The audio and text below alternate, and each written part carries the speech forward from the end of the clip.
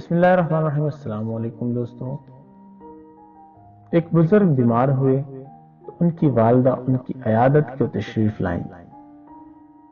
وہ بزرگ اپنی والدہ کی آمد کا سن کر حشاش بشاش ہو کر اٹھے اور والدہ کے سر کا اور پاؤں کا بوسہ لیا۔ اپنی حالت کا ادراک ان کو نہ ہونے دیا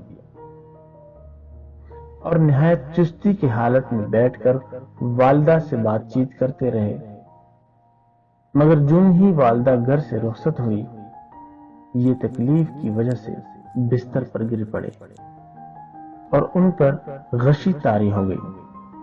جب ہوش آیا تو اہل خانہ نے پوچھا کہ آپ نے اس طرح اپنے آپ کو مشقت میں کیوں ڈالا؟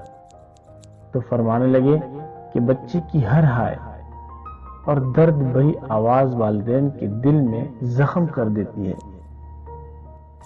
اس لیے میں اپنی والدہ کو اس عذاب سے گزارنا نہیں چاہتا تھا۔ دوستوں، شاید آپ کے والدین نے آپ کی توقعات کو پورا نہ کیا ہو، مگر یقین کریں ان کے پاس جو بھی تھا انہوں نے وہ سب آپ پر لٹا دیا ہے۔ جب ہم زندگی کی رونقوں میں مشغول ہوتے ہیں تو بھلے والدین کو بھول جائیں، لیکن دکھ میں سب سے پہلے وہی یاد آتے ہیں۔ دوستوں، والدین کی قدر کرو، یہ وہ درخت ہے جو اکڑ جائے تو پھر کبھی نہیں لگتا۔ ان کی خدمت کر کے دعاؤں کے پھل سمیٹ لو۔ ماں زندگی کی تاریک راہوں میں روشنی کا مینار ہے اور باپ ٹھوکروں سے بچانے والا مضبوط سہارا۔